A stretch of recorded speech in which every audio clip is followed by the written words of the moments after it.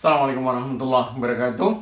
Melanjutkan pembahasan kita tentang reaksi substitusi kedua pada benzen. Kali ini kita akan membahas mekanisme substitusi kedua pengarah meta. Mekanisme substitusi kedua pengarah meta. Untuk benzen yang tersubstitusi seperti NO2 dan CO2H, ini adalah merupakan pengarah meta. Dan kalau kita perhatikan, atom yang terikat langsung pada cincin benzen ini, N dan C dalam hal ini, tidak memiliki pasangan elektron bebas. Dan juga nantinya, N dan C dalam hal ini itu akan lebih mengemban muatan positif atau parsial positif. Dengan demikian, pengarah meta dalam hal ini merupakan gugus yang mendeaktivasi. Alasannya itu tadi, karena dia tidak memiliki pasangan elektron bebas dan cenderung untuk bersifat positif. Sehingga dengan demikian, pengarah meta dalam hal ini, dia cenderung akan mendeaktivasi cincin. Selain itu juga kita bisa lihat bahwa gugus ini, NO2 dan CO2H, merupakan gugus penarik elektron. Dan tidak dapat menyumbangkan pasangan elektronnya untuk beresonansi. Karena ini adalah merupakan gugus penarik elektron, menyebabkan intinya juga akan semakin positif. Kalau inti benzennya makin positif, maka tentu akan semakin sulit terjadinya reaksi substitusi. Karena seperti yang kita tahu bahwa reaksi substitusi itu adalah dengan sebuah elektrofil. Nah, nanti kita akan lihat bahwa pengarah meta itu sesungguhnya tidak akan mengaktifkan posisi M atau posisi meta terhadap reaksi substitusi. Untuk lebih jelasnya kita akan coba perlihatkan salah satu gugus ini kita akan reaksikan dalam posisi orto, meta, dan para.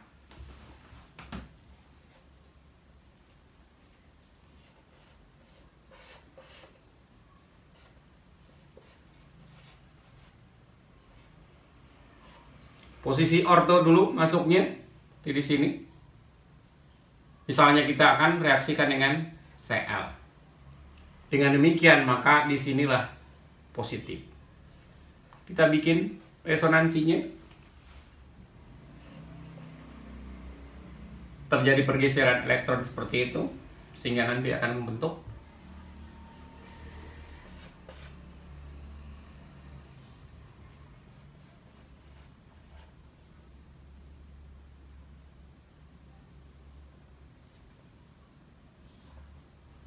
ini yang ditinggalkan, berarti ini akan positif.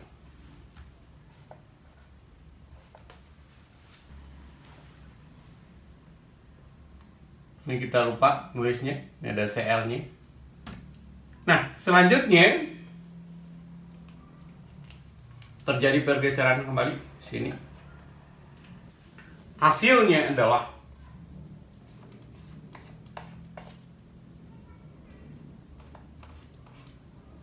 nah, untuk keperluan ini kita akan tulis begini biar kelihatan. Elektron ini pindah, berarti dia di sini. Ini akan ada muatan positif. Dan kalau kita perhatikan di sini bahwa ternyata N-nya sesungguhnya bermuatan positif. Bisa kita hitung muatan normalnya. N elektron valensinya adalah 5 dikurangi dengan yang terikat itu ada 1, 2, 3, 4. Yang bebasnya adalah 0. Sehingga dengan demikian maka dia akan bermuatan positif 1. N bermuatan positif 1. Selanjutnya dalam posisi para, langsung ke para.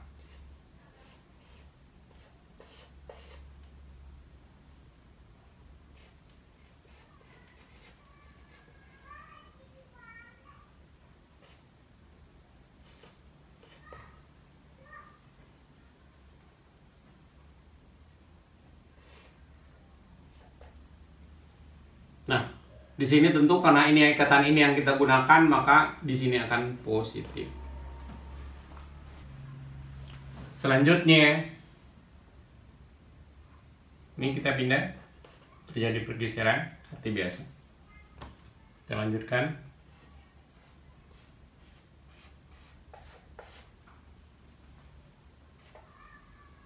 Ini nanti akan ada N, O,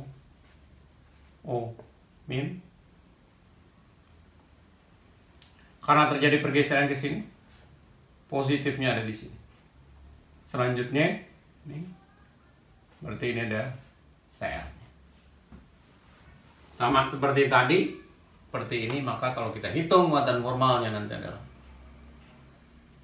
positif 1.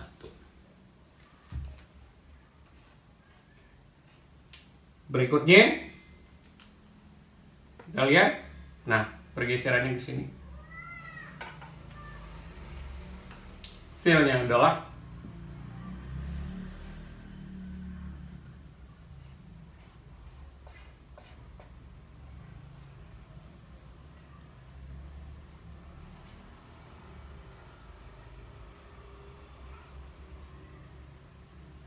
elektron ini pindah, yang ditinggalkan akan menjadi lebih positif. Kemudian ini untuk posisi par. Kita coba untuk posisi meta.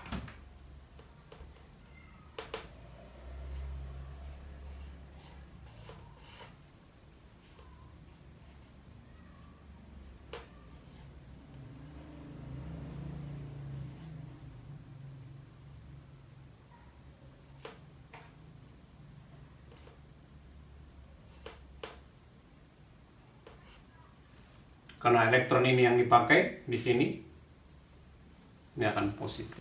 Berikutnya, tentu pindah. Hasilnya adalah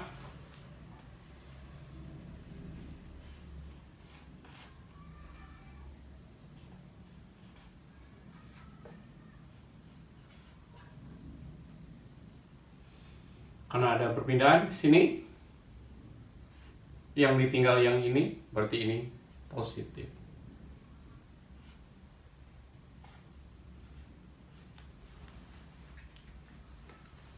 Dan yang terakhir tentunya terjadi pergeseran lagi. Nah ini, sehingga hasilnya nanti adalah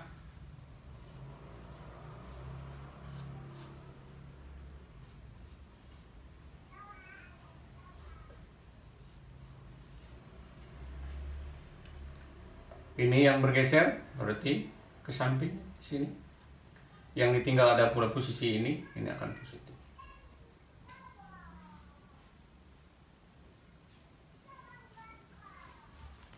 Apa yang kita lihat di sini, bahwa ternyata pada posisi orto itu terdapat N yang bermuatan positif yang berdekatan dengan C yang juga bermuatan positif. Demikian juga dengan P. Pada posisi ini akan menyebabkan ada N yang berdekatan dengan C yang berdampingan. Artinya di sini adalah muatan positif berdampingan dengan muatan positif. Sementara untuk yang M, ini lupa, ini mesti positif. Itu kalau kita perhatikan, tidak ada satupun N yang berdekatan dengan C yang bermuatan positif. Dengan demikian, maka adanya ini, senyawa yang ini, dua-duanya ini, adanya muatan positif yang berdekatan dengan muatan positif itu akan menyebabkan energinya yang tinggi.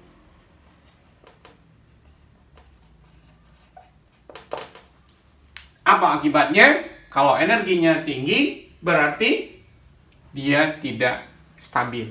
Dengan demikian, maka posisi orto dan para tidak disukai pada substitusi kedua dari nitrobenzen. Yang lebih disukai dibandingkan dengan ortopara tentulah posisi meta. Karena di posisi meta tidak ada satupun nitrogen yang berdampingan dengan karbon yang bermuatan positif. Sekali lagi bahwa perhatikan adanya muatan positif dengan muatan positif yang berdampingan itu menyebabkan energinya akan lebih tinggi sehingga dia akan kurang stabil. Dengan demikian maka NO2 dalam hal ini itu akan bersifat sebagai pengarah meta. Substitusi ketiga. Aturannya adalah sebagai berikut. Jika dua buah substituen seperti ini mengarahkan suatu gugus itu masuk pada satu posisi, maka posisi ini adalah merupakan posisi utama dari substitusi ketiga. Kita jelaskan dengan contoh. Ini ada gugus CH3 dan ada gugus NO2.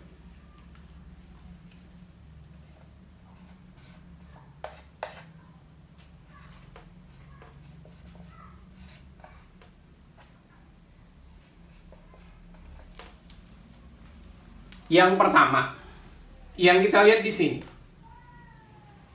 CH3 itu adalah pengarah ortopara. Berarti dia akan mengarahkan pada posisi orto di sini, orto terhadap dirinya. Tentu ini adalah, yang ini juga sama, orto terhadap CH3. Yang kedua adalah posisinya adalah para. Nih. Kebetulan ada NO2, berarti tidak mungkin lagi. Selanjutnya, NO2 itu adalah pengarah meta. Dan kalau kita lihat dari posisi NO2, metanya berada pada posisi yang ini. Dan posisi yang ini. Artinya kalau kita perhatikan di sini, berarti CH3 dan NO2 itu mengarahkan pada posisi yang sama.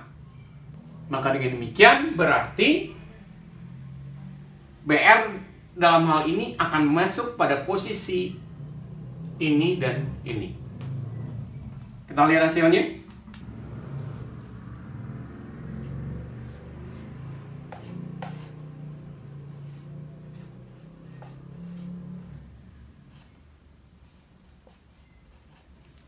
Kita tulis dulu kerangkanya.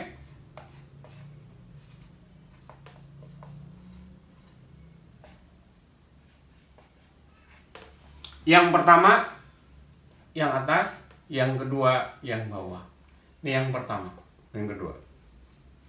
Berarti kita harus tuliskan sini Cl-nya. Sedangkan yang kedua, posisi L-nya ada di sini. Baru selanjutnya kita akan lihat apakah senyawa pertama dan kedua ini adalah senyawa yang sama atau tidak. Tentunya dalam hal ini, dalam hal penamaan, kita lihat bahwa CH3 itu lebih tinggi prioritasnya dibandingkan dengan NO2. Maka dengan demikian, ini adalah posisi 1. Ini adalah 2, 3, 4. Berarti nanti Cl pada posisi 2 dan NO2 pada posisi 4. Dengan demikian namanya adalah 2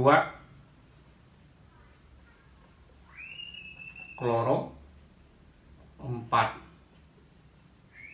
nitro toluen.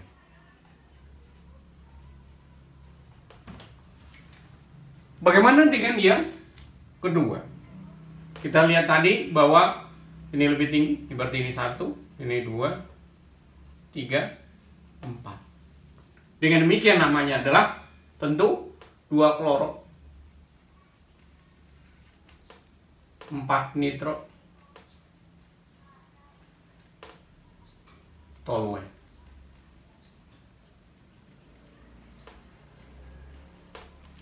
Dengan demikian, kita perhatikan di sini bahwa namanya adalah sama. Maka dengan demikian, sesungguhnya senyawa ini adalah senyawa yang sama. Dan dengan demikian, ini adalah satu buah senyawa.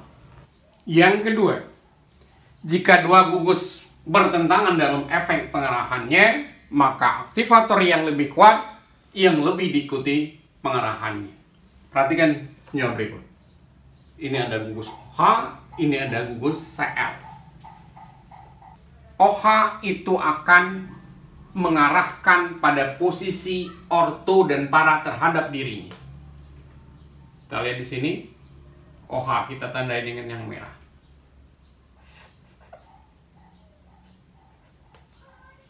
Orto terhadap posisi OH. Dan posisi para tentunya. Tapi di sini posisi para sudah diisi oleh Cl. Yang berikutnya Cl. Cl di sini jelas bahwa dia juga merupakan pengarah orto para. Posisi orto terhadap Cl adalah yang biru. Kalau yang para itu sudah diisi oleh OH. Nah, bagaimana kalau kejadiannya seperti ini? Tidak satu pun yang disepakati. Maka dalam hal ini yang diikuti yang mana? Ya adalah yang lebih kuat pengarahannya atau gugus aktivatornya. Kalau kita bandingkan OH dan Cl, jelas bahwa OH adalah aktivator yang lebih kuat. Malah Cl itu adalah deaktivator. Berarti yang diikuti pengarahannya adalah berupa OH. Sehingga dengan demikian Cl itu akan masuk pada posisi yang merah. Cuman yang merahnya juga ada dua, berarti dua kemungkinan juga kita tulis seperti ini.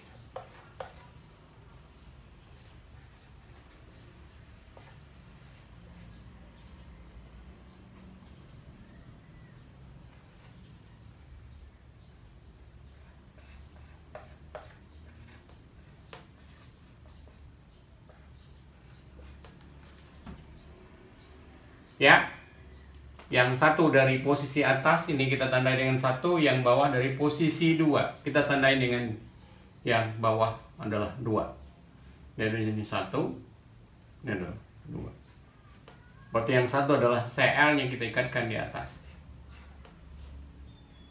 Yang berikutnya adalah Cl yang kita taruh di bawah. Perhatikan, apakah senyawa 1 dan 2 adalah senyawa yang sama? Untuk lebih jelasnya kita akan beri nama. Jelas bahwa di sini adalah gugusnya adalah OH yang lebih tinggi prioritasnya juga dalam hal tata nama.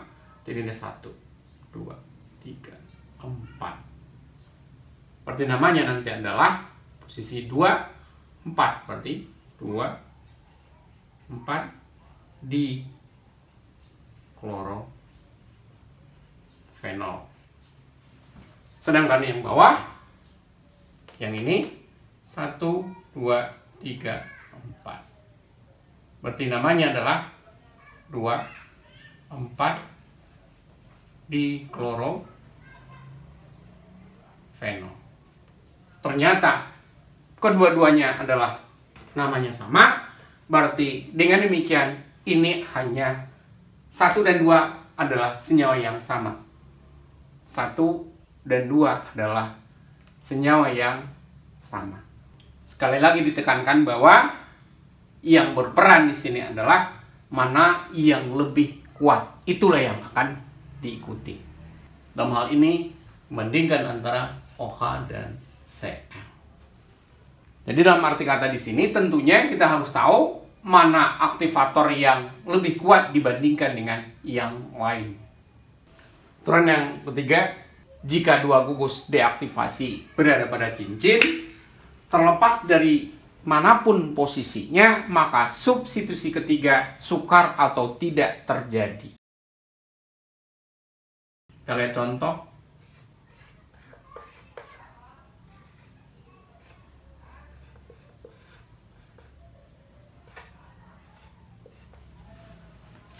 Di sini ada gugus NO2 dan gugus Cl. Maka apabila ini direaksikan dengan reaksi tertentu, misalnya Br2 dalam FeBr3, maka reaksi ini tidak terjadi. Kenapa? NO2 dan Cl sesungguhnya adalah gugus deaktivasi.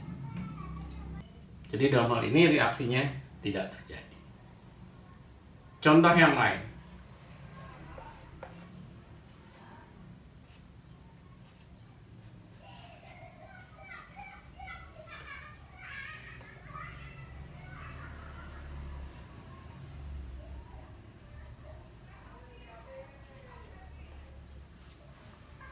COOH adalah gugus deaktivasi.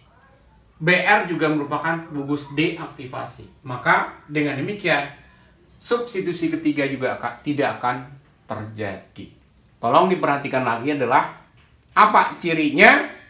Ciri yang umum adalah untuk gugus deaktivasi itu adalah dia tidak memiliki pasangan elektron bebas kecuali halogen. Contoh yang lain,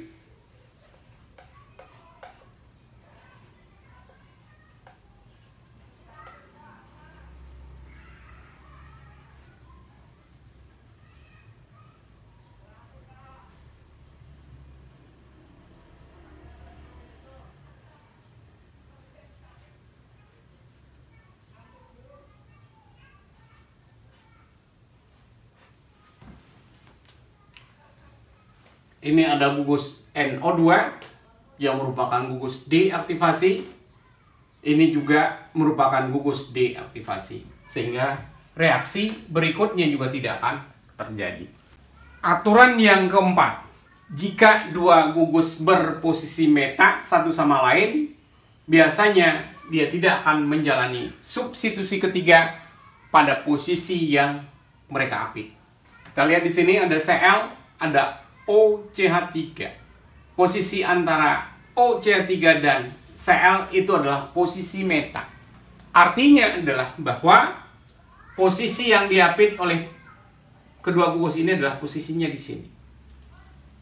Maka substitusi ketiga tidak akan dijalani di sini. Baru selanjutnya kita akan coba melihat pengarahannya. Yang pertama di sini OCH3. OCH3 di sini akan mengarahkan pada posisi orto dan para. Posisi ini. Orto terhadap OCH3 serta para terhadap OCH3. Selanjutnya Cl. Bagaimana pengarahannya? Kalau kita perhatikan di sini, Cl adalah pengarah orto para.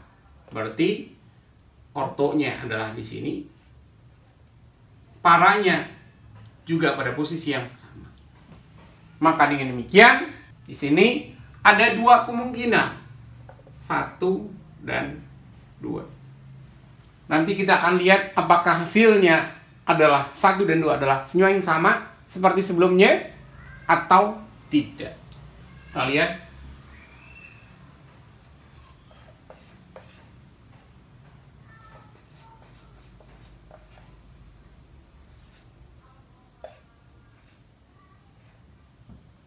Sini adalah dengan Cl lagi.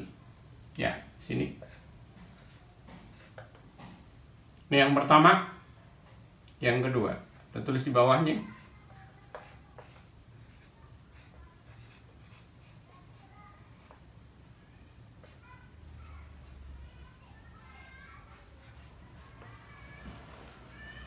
Selanjutnya kita akan tulis namanya. Karena di sini yang lebih tinggi prioritasnya adalah OCH3. Sehingga ini kita beri nomor 1, 2, 3, 4. Tidak perlu dilanjutkan. Yang berikutnya adalah, kalau yang ini berarti posisinya adalah 1, 2, 3, 4, 5. Yang ini namanya adalah, tentu adalah 3, 4, di kloro. Nah, OCH3 itu adalah anisol. Sedangkan yang kedua di sini tentu namanya adalah 2,5, berarti 2,5 di kloro anisol. Dapat kita lihat di sini bahwa ternyata namanya berbeda. Berarti dengan demikian senyawa yang pertama dan yang kedua adalah dua buah senyawa yang berbeda. Tugas yang pertama, apakah senyawa berikut adalah pengarah ortopara ataukah pengarah meta? Yang pertama di sini adalah benzen dengan substitusi pertamanya adalah berupa COOH. Yang kedua adalah substitusi pertamanya adalah Cl. Yang kedua, jelaskan soal nomor 1 yang ini. Apakah merupakan gugus aktivasi atau deaktivasi?